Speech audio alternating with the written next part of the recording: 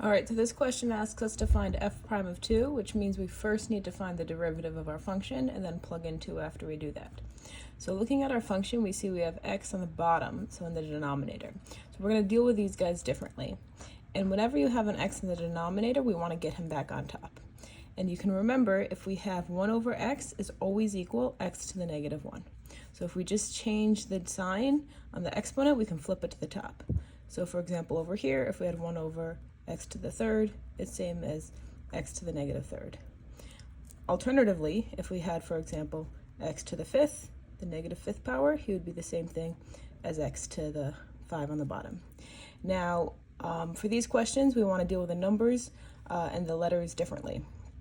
So the 6 stays on the top, he's not going anywhere. The x is going to go back up to the top, so technically this is 6 over 1. The x goes to the top, we give him a negative exponent.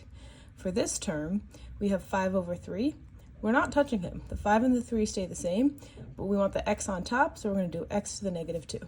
So in general, when I get stuck on questions that look like this, I always switch it to a fraction, because 5/3 times x to the negative second is a lot simpler to deal with. So if I'm going to take the derivative, we do it how we do it. 6 times negative 1 is negative 6. We subtract 1 from the exponent, which ends up at negative 2. So that's negative 1 minus 1 is negative 2. Whenever you have a negative exponents, it works differently. Negative 2 times 5 is negative 10 over 3, and that gives us x to the negative third. Now, if we want to evaluate at 2, we're not going to be able to evaluate at 2 with negative exponents because we don't know how to deal with them.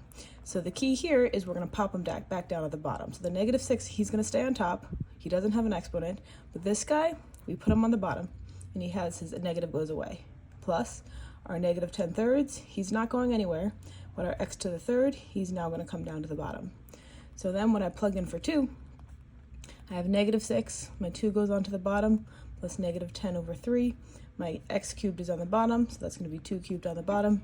You pop that in a calculator, you solve it, that's your answer. Hopefully this helps.